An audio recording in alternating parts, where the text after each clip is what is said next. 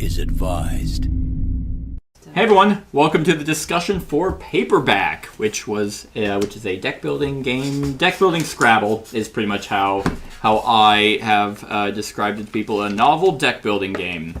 So we obviously played cooperatively, which this is an extremely strange game, I think, just because. I don't know. There's something about word games that, one, I really like. I like word games, but having all just letters in front of you just gives me, like, analysis paralysis. Which I feel like I usually don't get in games, but seeing words, it's just like, I can only think of 3-letter words now. I have reverted to a kindergartner's mindset, and I'm having a very hard time. Or your brain tries to, like, auto-fill in. You, like, see, like, oh, I've got a letter here and a letter here, and, like, your brain automatically wants to put it in, and you're like, oh, wait, but this R-E, like, I can't put anything in between it. Exactly. I bet you're trying to. Yeah, so I will say this game, as a word game, is fun. As a deck builder, it's not. And the reason why I say that is because, especially as a cooperative, because you're basically racing against time. Mm-hmm. If any one of these cards gets 5 cubes on it, you'll lose. And as the game goes on, I mean, because obviously at the very beginning you have 4 cards that you can divvy out because it's giving you time to build your deck. But I don't much really care for the fact that I think it ramps up too quickly because it's like, oh, by the time we get to the 8s, we're barely getting 5s. Mm-hmm. But you still have time to put some cubes on, and then by the end, it's just the game still comes down to 100% luck on the cards that you draw, as well as the words that you hope you can even make. And that can be very frustrating, I think, when you go to the end and you're just like I couldn't tell you how many times I drew a hand of all wilds. Yeah. Which do nothing. I mean, yeah, there's specific cards that make them worth something, but you have to have that card with your wilds. Yeah. And yeah, it's like the deck building part is fine. Because there's ways that you can get to trash a lot of the wilds out, so you're not getting those shitty hands.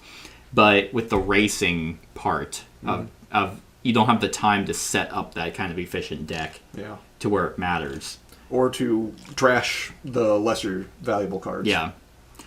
So it's. I mean, this game is. I mean, it's still fun. Mm-hmm. Like, I still like it, and trying to come up with words together. I think the cooperative way is the only way I would ever play this, because you have cards that you can play that are attack cards to make it competitive. Okay. And I would hate to play this game as a cooperative and attack people with, oh hey, lucky me, I got this, and now I'm going to trash some of your cards. I just don't want to do that. Right.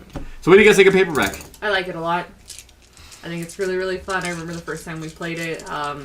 It's a very casual game, and it really makes you think. I like little word puzzles, so it's right up my alley. Because I don't like to be too stressed when I play a game, and I don't like to be too overworked when I play a game, but I feel like this is just like right in the middle. You've got your friends helping you. It's, funny to be like, is this a word? And obviously, no, it's not, but they're funny, so I like it. Okay.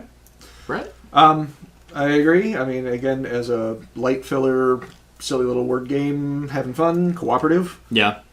That's nice. As far as the mechanic of the deck builder, I can see the point of, I would like for it to last longer to be able to get to the goal more easily. But on the other hand, I mean, even as much struggling as we were having, especially you, we still made it to the very last card before we lost. Yeah. So, I mean... Yeah, and we were 2 cents off from... It, I mean, if I was able to make a word out of what I had, it was like 15 points or 15 cents away from 17, which is still really good. Yeah. And, I mean, it sucks whenever Kat had it, and she had a way to potentially buy 2 cards. Yeah.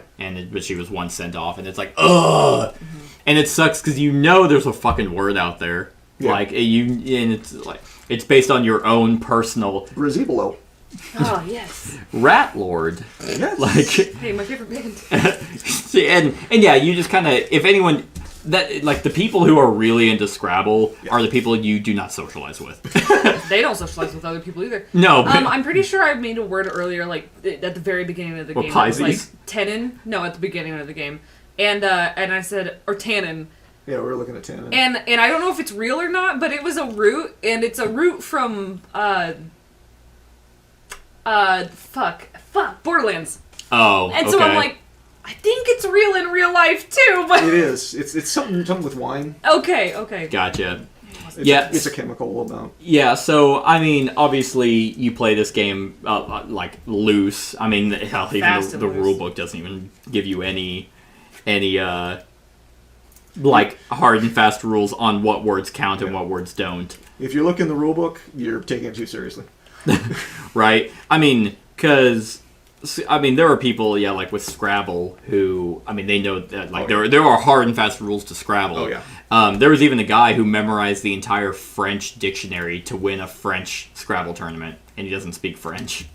Like, Okay. yeah, so there are those out there that will take that way too seriously. This is not one of those games. If you want a game like Scrabble, but a deck builder, and it's a gamer's game, a hobbyist gamer, yeah, this is absolutely a stellar game, because you get the cool, unique, special abilities of the cards that you can kind of be like, oh, this is what my deck's going to be about. I'm going to use these letters to thin out, get rid of all my fucking wilds that I've been buying that have been screwing me over, and I'm just going to be left with the vowels in my cards, my bot cards, and that's it.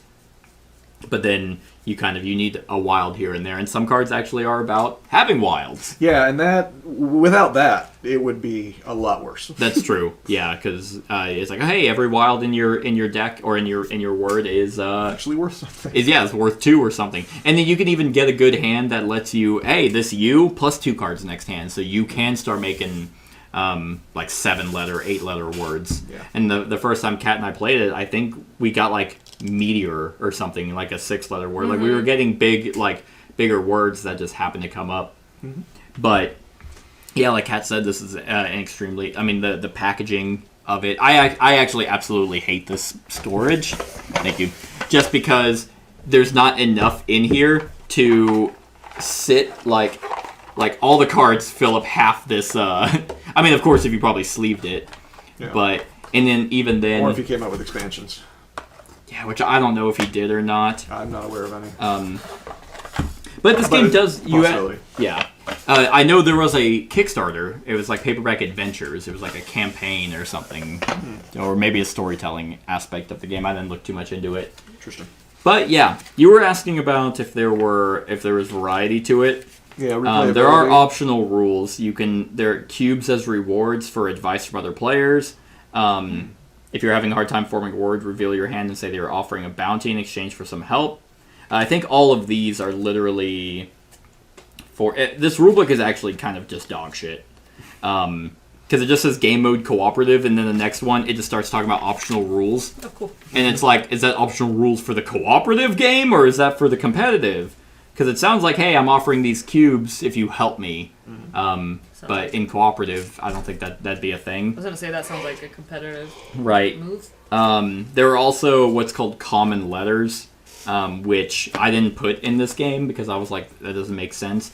It's like a timer. So if someone makes a 7-letter word, they get to take like a card, and if all 4 of those are out, the game will end. So it's a timer for, I think, the competitive game. There's also fame cards, which include these, which are fame piles. So that's where the fame points come in. So it's just kind of really bad because I wish it would explain, hey, here's cooperative mode, this is how you play it, which is what we played for the run through. But then hey, here's competitive mode, and then here's all the optional rules for that. There you can get player powers. Yeah, dyslexic, if this is the common card, you may play to reverse the letters in a 2-letter card. So they have like special abilities and things like that, but that's so you do have the option of playing this game competitively if you so chose. Sure. But yeah, it's a pretty solid word game once you get past kind of the rule book, which is not like it's like you can understand how to play. It's just kind of organized all weird. Okay. But yeah. You guys got anything else? I think that does it. Yeah. Neat. All right, on a scale of 1 to 10, Cat. I'm gonna give it a 9. 9. Yep. Nice. I'm gonna go a little bit lower. I will say real quick before I give my ranking that in a casual setting, I like this game a lot more. I did not so much enjoy it for the channel just because every time I drew my hand, I was like, oh, I need to make a word like right now. Yeah. Yeah. Because, or unless I drew wilds, and I'm like, nope, not getting anything. Yeah. Yeah, for the channel, it was a little hard because you have to pay attention to your teammates, but then you're like, okay, it is my turn, and you can't have that downtime. It was, pretty much when we were recording, it was almost like, here's my hand, everyone, let's just all work on this one. And I feel like we were more, like, studious as well, like, because we played this at the Hookah Lounge, and it was really cool, like, just really laid back, and, like, we would just, like, let ourselves sit there and, like... Yeah, you get to sit there we and... would all just think. Yeah, look at it. Which it's better for me, like, I don't do well when there's a lot of, like, chatter around me. I'm like, no, I need to think!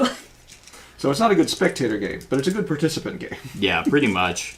I mean, you can take this anywhere. This would be one of those games that's like, oh hey, we're going to a social setting. Sure. Let's bring this out. Like we're gonna go to like a game bar or game lounge, a Starbucks, just hang out, sip on beer or coffee or smoke on hookah, and just have something to do while we're not just sitting there. Yeah, and it's just, you don't even need to bring the box. You can even compress it further. That's absolutely true. Yeah. All the cards are the same size, just the cubes. Yeah, that's actually a good point. Portable. So, I'm going to give it an 8.